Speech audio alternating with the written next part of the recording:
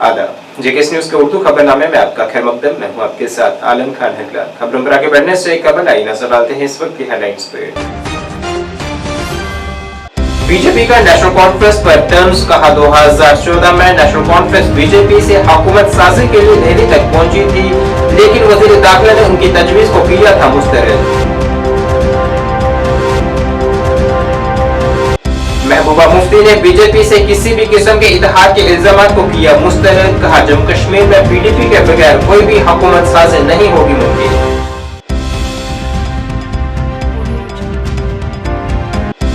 जम्मू कश्मीर में असेंबली इंतखाबात के लिए दूसरे मरहले के लिए नामजदगियां दायर करने का अमल जारी। सियासी रहनुमा अवामी हिमायत हासिल करने के लिए मुख्तलिफ इज्तिमा कर रहे हैं मुनक्किद।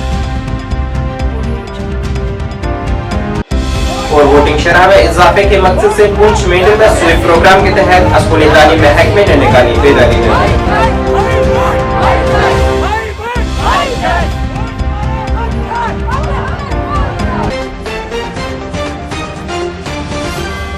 अब खबरें तफसील से। पीडीपी सरबराह महबूबा मुफ्ती ने आज जम्मू कश्मीर में बीजेपी के साथ किसी भी किस्म के इत्तेहाद के इल्जामात को मुस्तरद करते हुए कहा है कि असेंबली इंतखाबात के बाद हुकूमत की तश्कील इनकी पार्टी के शमूलियत के बगैर मुमकिन नहीं होगी।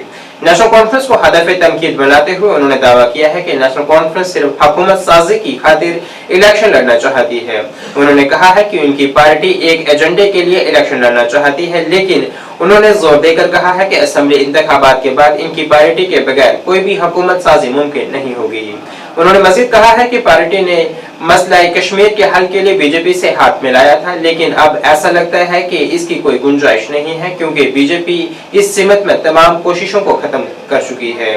बाद अज़ान एनसी के साबिक लीडर देवेंद्र सिंह राणा के बयान पर रद्द-ए-अमल जाहिर करते हुए, जिसमें उन्होंने कहा था कि नेशनल कॉन्फ्रेंस 2014 में बीजेपी के साथ हुकूमत बनाना चाहती थी। महबूबा मुफ्ती ने कहा है कि इनकी पार्टी ने जो कुछ भी किया वो एनसी के बरक्स खुले आम किया है, जो खुफिया तौर पर करती है। सबसे पहली बात यह है कि जब राम माधव और हमारी बातचीत चल रही थी मरकजी सरकार के साथ, बीजेपी के साथ नहीं, तो वो सब जानते थे, खुल के किया हमने, और हमने अपना एक एजेंडा लाया और उस एजेंडे को इम्प्लीमेंट किया। तो हम उमर साहब की तरह चुपके ये तो देवेंद्र रैना जी तो आप कह रहे हैं, मगर आजाद साहब ने तो कहा ये रात को जाके मिलके आते हैं उनसे। हम कोई चीज चुपके नहीं करते हैं।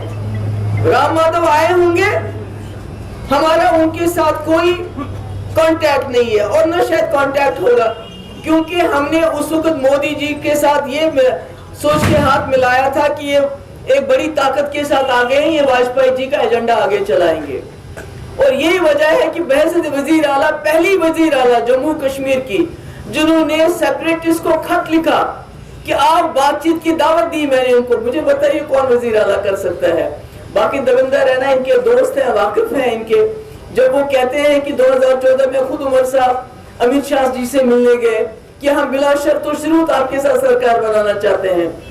हम तो जो काम करते हैं डंके की चोट पे करते हैं, दिन दहाड़े करते हैं और बता के करते हैं। हम कोई छुपके कोई काम नहीं करते हैं। अगर जरूरत पड़ी क्या बीजेपी के साथ आपकी अलायंस? पता ही नहीं, मैंने कहा कि हमने बीजेपी के साथ जम्मू कश्मीर के मसले के हल के लिए हाथ मिलाया था कि अगर मुफ्ती साहब को वजीर आला बनना होता तो वो कांग्रेस के साथ मिलकर भी बन सकते थे। तो हमारा एजेंडा था रेजोल्यूशन, जिसके लिए आपको याद होगा कि अशोक जेटली भी यहाँ आए बातचीत के लिए, रामविलास पासवान आए, होम मिनिस्टर आया, मगर हुर्रियत वालों ने दरवाजे नहीं खोले, तो मैं क्या करूं।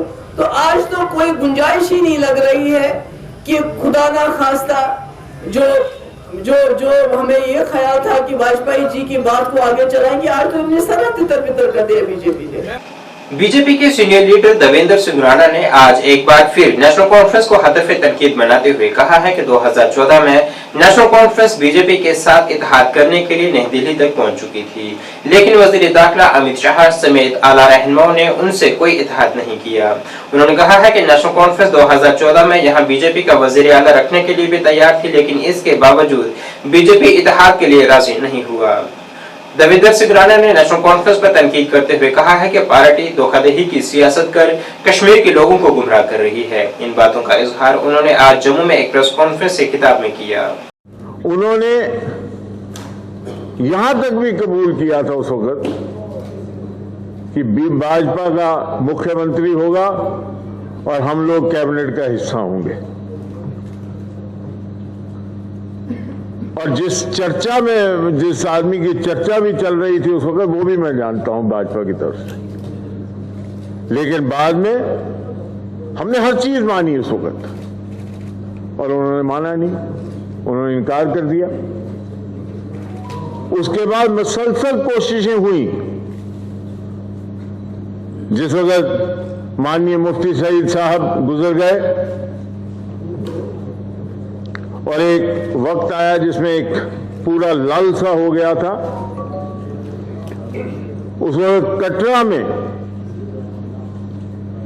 माननीय डॉक्टर फारूक अब्दुल्ला साहब ने प्रेस से मुखातिब होकर कहा, we are open to an alliance with the BJP. हम बीजेपी के साथ अलायंस करने के लिए तैयार हैं, हमें मौका हो तो हम अलायंस करेंगे। और कटरा से जब तक हम जम्मू लौटे तो भाजपा ने कह दिया कि हमें कोई अलायंस नेशनल कॉन्फ्रेंस नहीं करनी है।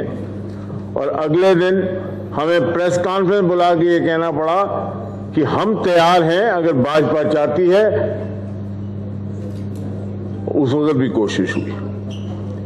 5 अगस्त 2019 जब 370 मिटाया गया, उसके बाद अक्टूबर 2021 तक, जब तक कि मैं नेशनल कॉन्फ्रेंस का हिस्सा था, मैं बड़ी जिम्मेवारी से और वसूख से ये कह रहा हूं कि मुसलसल बार बार कोशिशें की गई, बार बार दरवाजे खटकाए गए, बार बार लोगों के पास जाया गया जो कि भाजपा और आरएसएस के लोग थे कि किसी न किसी तरीके से भाजपा के साथ कोई टैक्टिकल अंडरस्टैंडिंग हो जाए। और मैं आपको ये बता दूं, भाजपा का केंद्रीय नेतृत्व उनके साथ गठजोड़ करने के लिए तैयार नहीं है, नहीं तो वो तो 2 महीने पहले भी तैयार हो जाते भाजपा के नेतृत्व में काम करने के लिए। भाजपा कॉन्फ्रेंस के गुजारिशात को नकारा है। तो अब ये भ्रम बनाना, कश्मीर के लोगों को गुमराह करना कि कोई भी पॉलिटिकल पार्टी है वो भाजपा का हिस्सा है और हम भाजपा का हिस्सा नहीं है। आप तो खुद मंत्री रहे, आप तो वाजपेयी साहब की सरकार में मंत्री रहे, आपका पालन पोषण जो है सियासी वो उन्होंने किया। तो इसलिए मैं ये समझता हूं ये भ्रम बनाने की कोशिश नहीं करनी चाहिए। नेशनल कॉन्फ्रेंस के मुट्ठी से रेत निकल चुकी है और बारामूला की हार के बाद मुझे लगता है कहीं कोई बौखलाहट है, कहीं कोई परेशानी है, जिसकी वजह से वो अब ये कह रहे हैं कि सभी जो है वो बीजेपी का हिस्सा है, सिर्फ हम नहीं है। जिला रियासी के श्री माता वैष्णो देवी असेंबली हल्का कटरा से बारीदार बरादरी से श्याम सिंह ने आज आजादाना उम्मीदवार के तौर पर अपनी पर्चा नामजदगी दाखिल की है। उन्होंने अपनी नामजदगी बीजेपी के सीनियर लीडरान की मौजूदगी में दायर की है। इस दौरान बड़ी तादाद में उनके हमायती भी मौजूद रहे। यहाँ उनका मुकाबला बीजेपी के बलदेव राज शर्मा और कांग्रेस के भूपेंद्र सिंह जमवाल से होगा। यहाँ 25 सितंबर को वोट डाले जाएंगे। देखिए, जय माता दी। आज हमने वैष्णो देवी कॉन्स्टिट्यूंसी से अपना नामांकन पत्र फाइल किया और मैं आपके माध्यम से सभी जनता से अपील करना चाहता हूं कि आप मुझे कामयाब बनाइए, मुझे वोट दीजिए। और हमने मैं आपको पहले भी बताया कि ये बारीदारों के मुद्दे को लेकर हम फाइट कर रहे थे और बारीदार संघर्ष कमेटी ने ये डिसाइड किया था कि इस बार हम वैष्णो देवी कॉन्स्टिट्यूंसी से इंडिपेंडेंट कैंडिडेट के तौर पर इलेक्शन लड़ेंगे। तो उसी तरह हमने गाँव-गाँव जाकर एक प्रचार किया और लोगों को इकट्ठा किया और बाद में दूसरे भी लोग जो बारीदारों के दूसरे बगैर भी थे उनको भी हमने अप्रोच किया और सबने ये कहा कि आप इंडिपेंडेंट तौर पर इलेक्शन लड़िए। उसके लिए हम आज नामांकन पत्र दाखिल कर रहे हैं। देखिए, बारीदारों को लेकर हमारा मुख्य मुद्दा है कि बारीदारों के हक के लिए मैं लड़ूंगा, लेकिन उसके अलावा भी वैष्णो देवी कॉन्स्टिट्यूंसी के दूसरे लोगों के मुद्दे हैं, चाहे वो बिजली पानी को लेकर, सड़क को लेकर, बेरोजगारी को लेकर और कटरा के जो इश्यू है जिसमें रोडवे का मसला है, जहाँ कटरा के जो श्राइन बोर्ड जो है कटरा को बाईपास करने पे तुला हुआ है, तो उसको लेकर जितने मुद्दे होंगे, चाहे जो नशा हमारे समाज में बढ़ता जा रहा है उसको लेकर होगा, और भी गाँव की कई ऐसी समस्या। जम्मू कश्मीर पीपल्स पार्टी के सीनियर रहनुमा और चनापुरा असेंबली हल्के से उम्मीदवार शेबान एशाई ने आज अपनी कागजात नामजदगी दाखिल की है। यहाँ उनके हमरा पार्टी के सैकड़ों कारकुनान और दीगर क़यादत भी मौजूद थी।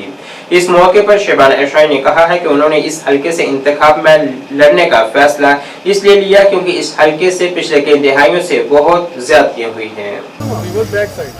बस जिगर माल से तो करीब मेहनत हमारे पास ये वही पॉलिटिकल पार्टी है नौजवानों की जिन्होंने यहाँ बुलडोजर रोके, जिन्होंने बीजेपी का पूरे शिद्दत से मुकाबला किया है।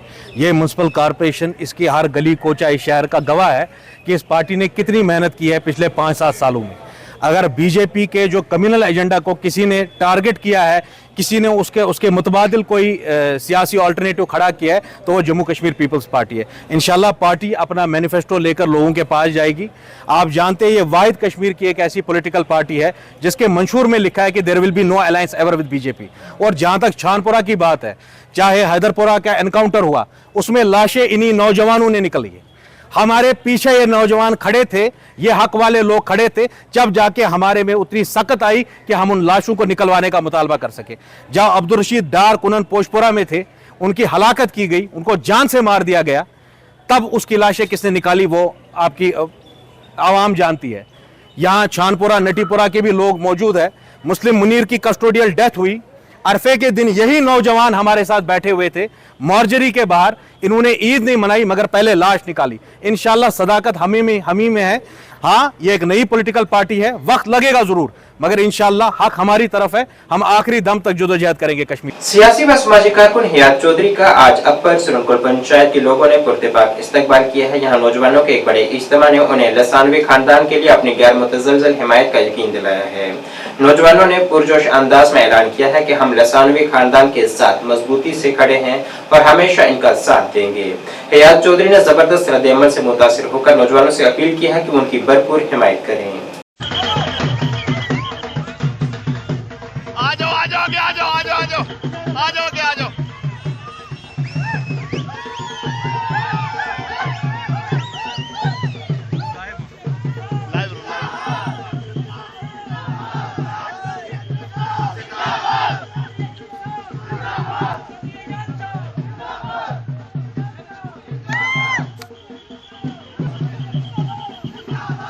ऐसा लाओ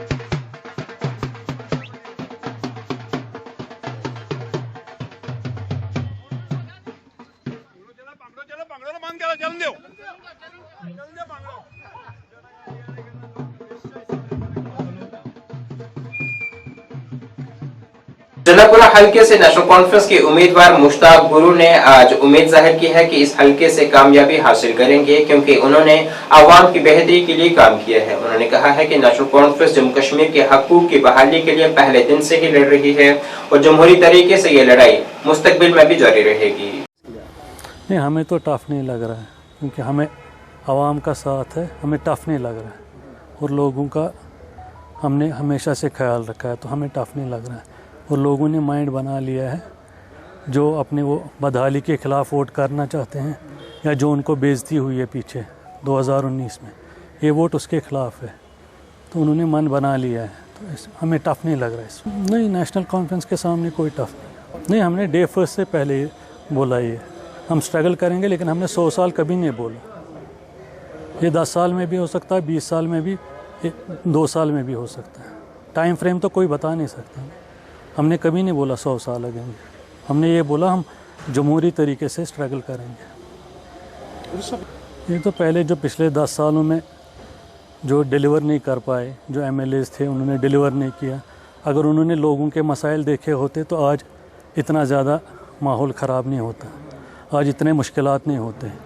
अगर उन्होंने 50% भी डिलीवर किया होता। वो 10 साल तो पार्टी तोड़ने में लगे, जोड़ने में लगे, उन्होंने कोई ध्यान नहीं दिया डेवलपमेंट में। और ये इंशाल्लाह हमने मंशूर आगे रखा है लोगों के सामने, हम इस पे काम करेंगे। पहले भी किया है, 96 में भी हमने ढांचा सही किया है, आज भी हम इस ढांचे को सही करेंगे इंशाल्लाह। कोई नुकसान नहीं, हम उनको वेलकम करते हैं।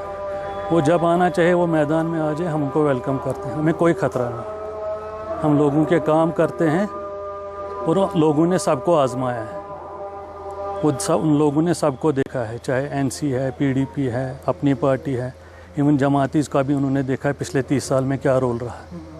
हमें कोई डर नहीं है इंशाल्लाह। जिला सदर बीजेपी ने दावा किया है कि अगर वोटर नेशनल कॉन्फ्रेंस को जम्मू कश्मीर के मरकज के ज़ेरे इंतजाम इलाके में दोबारा इक़्तिदार में लाते हैं तो कश्मीर अगला पाकिस्तान बन जाएगा। सुंबल में अपनी रिहाइशगाह पर मुनक़दा कन्वेंशन में पार्टी के सैकड़ों कारकुनान के एक इज्तिमा से खिताब करते हुए उन्होंने नेशनल कॉन्फ्रेंस पर तनकीद की और इसे खित्ते में बेशुमार जानों के ज़िया का जिम्मेदार ठहराया है। उन्होंने कहा है कि लाखों कश्मीरी नौजवानों की मौत के पीछे नेशनल कॉन्फ्रेंस की पॉलिसियां कारफरमा है। उन्होंने आवाम पर जोर दिया है कि वो चौकस रहें और नेशनल कॉन्फ्रेंस की जज्बाती सियासत में न उलझें। 13 वरी दीत, 10 वरी दीत, 4 वरी दीत, कंस गए 2 वरी। हम तुम्हारे साथ हैं, नसीब लोन कदम बढ़ाओ, हम तुम्हारे साथ हैं। इसलिए जुदोश करने से यात्रा दो। और इसीलिए कल हमने बांडीपोरा में भी रखा और गुरेज में भी रखा। और आज आपने देखा कि आज तकरीबन 100-200 से करीब जो हमारी वर्कर खास वर्कर जो है वो आज आए थे यहाँ पे। तो इसीलिए आज मीटिंग हमने रखी है। तो इंशाल्लाह जो आने वाले असेंबली इलेक्शन है उनके लिए आज हम टीम जो है वो तश्कील करेंगे। इंशाल्लाह जो पार्टी ने कहा है कि हम तीनों कॉन्स्टिट्यूंसी जो है हमारी है, चाहे गुरेज, बांडीपोरा और सोनावारी, तीनों कॉन्स्टिट्यूंसी पे हम कॉन्टेस्ट करेंगे। और हमारे जो ये कैंडिडेट होंगे इंशाल्लाह वो अच्छे कैंडिडेट होंगे। 2 दिन आपको पता ही है कि 3 फेज़ों में इलेक्शन जो है वो चल रहा है। पहले साउथ को था, उसके बाद सेंटर को कल निकला, अब नॉर्थ को निकलेगा।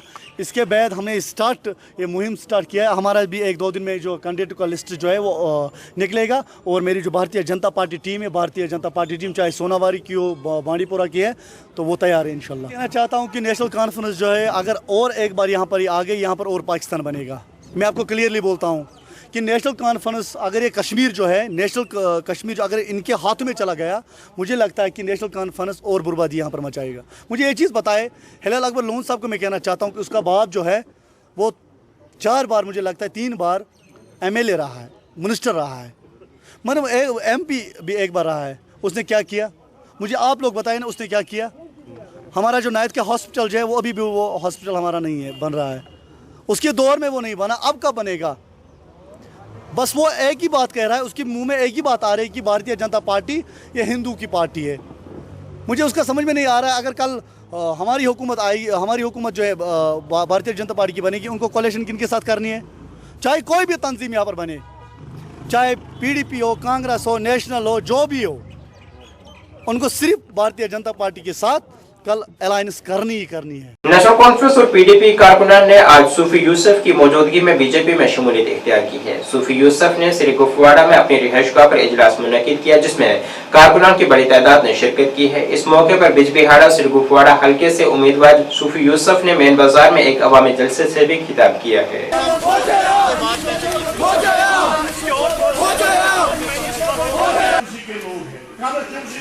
यही आवाज है कि सूफी को जिताना, हाथ खड़े करो। आज जीत हमारी इंशाल्लाह, जीत हमारी इंशाल्लाह, जीत हमारी इंशाल्लाह। देखिए, मैं लोगों का बड़ा शुक्रगुजार हूँ। आज हमारी मीटिंग थी और कुछ ज्वाइनिंग थी जो NCP PDP कांग्रेस से ज्वाइनिंग करने के लिए लोग आए थे और 50 लोगों ने ज्वाइन किया। उसके बाद यहाँ हमारी पोलिंग एजेंटों की और क्लस्टर हेडों की मीटिंग थी। बट लोग इतने बड़े लोगों ने कहा कि एक रैली करेंगे और उन्होंने मुझे रैली की सूरत में बाहर निकाला। मैं लोगों का तहे दिल शुक्रिया अदा करना चाहूँगा। जिस तरह लोग चौक दर चौक जुड़ चुके हैं, एक हवा बनाई है लोगों ने, जो हवा मुकम्मल इस वक्त है कि भारतीय जनता पार्टी से सूफी यूसुफी जीतेगा बिजबिहाड़ा कॉन्स्टिट्यूंसी से। और पहली सीट भारतीय जनता पार्टी की नरेंद्र मोदी की जोली में बिजबिहाड़ा सीट जाएगी। बिजबिहाड़ा असेंबली हलके से पीडीपी उम्मीदवार इल्तिजा मुफ्ती ने आज बिजबिहाड़ा से कुपवाड़ा इलाके में अवाम से खिताब किया है और उनसे हिमायत तलब की है। उन्होंने अवाम से अपील की है कि वो 18 सितंबर को लाजमी तौर पर अपने वोट का इस्तेमाल करें और सही उम्मीदवार का इंतखाब करें जो उनके हर मामले में उनका साथ दे सके।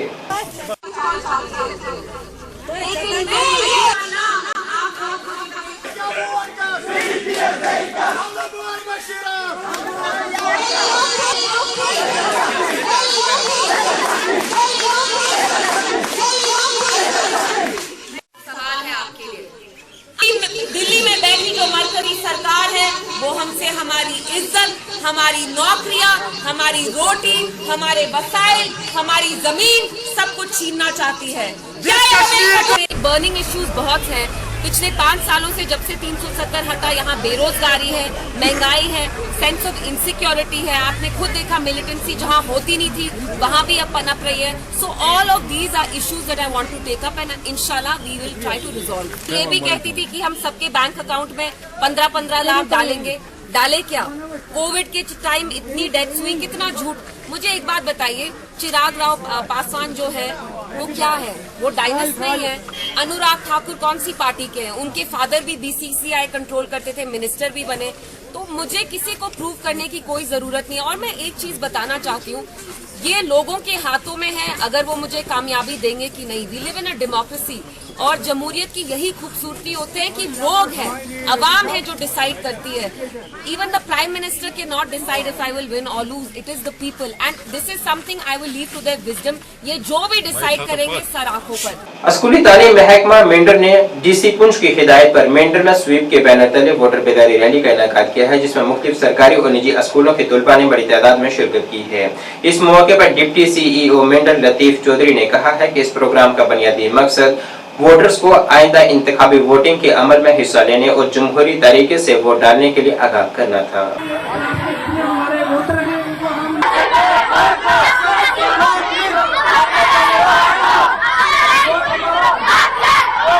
मेंढर में मुख्तलिफ बच्चों जो है साथ में मिलकर जो वो एक रैली निकाली। इसका मकसद ये है कि हम अपने उन वोटर्स को अवेयर करें जो अपना वोट नहीं डालते। उससे कुछ नहीं होता। आपका वोट जो है वो आपका कीमती वोट है। आपको पता नहीं कि आपका एक वोट मिलकर कहीं हमारे मुल्क का मुस्तकबिल बन रहा होता है। इस लोग समझते हैं कि हमारा एक वोट कुछ नहीं कर सकता, इसलिए हम वोट देने नहीं जाते।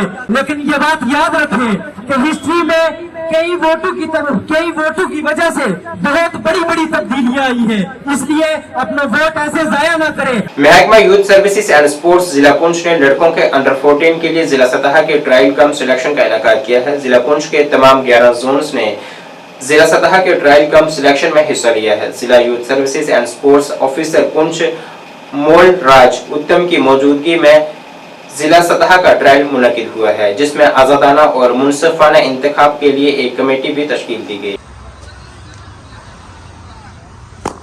आज हम यहाँ पे ये अंडर 14 बॉयज़ का ट्रायल ले रहे थे।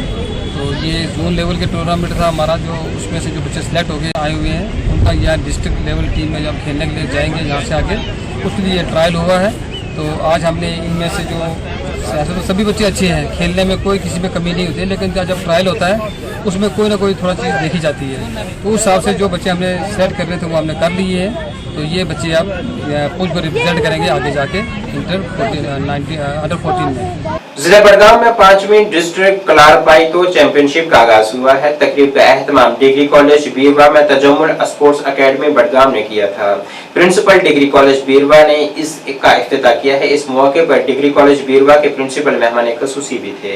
इस तकरीब में मुख्तलिफ स्कूलों के लड़कों और लड़कियों समेत 500 से ज्यादा खिलाड़ियों ने शिरकत की है।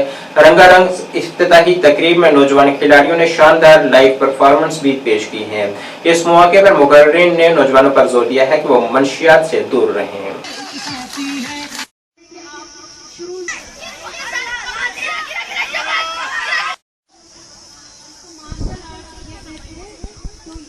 तो हम यहाँ पे डिग्री कॉलेज के स्टाफ मेंबर्स को खुसूसन प्रिंसिपल मैम जो यहाँ पे है उसका बहुत ज़्यादा शुक्रगुजार है कि उन्होंने भरपूर साथ दिया हमें।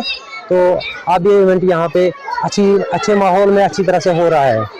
ऑलमोस्ट 12 जून से यहाँ पे बच्चे आ रहे हैं, तो बहुत सारे बच्चे अभी यहाँ पे पार्टिसिपेट कर रहे हैं। तो आज और कल ये इवेंट आज और कल में हो जाएंगे, 2 दिन में हो जाएगा इवेंट। तो विन करेगा जो है ऐसे जीत के जाएगा, वो आगे स्टेट लेवल के लिए जाएगा और फिर आगे वो नेशनल लेवल के लिए जा सकता है। बहुत जरूरी है हर कोई फील्ड, मतलब जो भी गेम खेलता है हर कोई जरूर, मगर मार्शल आर्ट एक ऐसी गेम है जिसमें हम सेल्फ डिफेंस सीख सकते हैं। खास करके गर्ल्स के लिए तो बहुत इंपॉर्टेंट है, क्योंकि आजकल गर्ल्स सेफ फील नहीं करती हैं। अगर वो घर में अकेली होती है, घर से बाहर जाती है अकेले, तो अगर वो मार्शल आर्ट में आएंगी, यहाँ पे वो सेल्फ डिफेंस सीखेंगी, तो इनसे वो खुद को डिफेंड कर सकती है। तो वो फिर डरेगी नहीं अगर वो अकेली भी जाएगी बाहर घर। ये मैसेज रहेगी उन बच्चों से जो कि ड्रग्स में इन्वॉल्व थे। अगर वो मार्शल आर्ट्स में आएंगे, स्पोर्ट्स में आएंगे, तो वो ड्रग्स से भी दूर रह सकते हैं। नाज़रीन, इस वक्त के उर्दू बुलेटिन में बस इतना ही। मुझे मेरी टीम के साथ दीजिए इजाजत। अल्लाह हाफिज।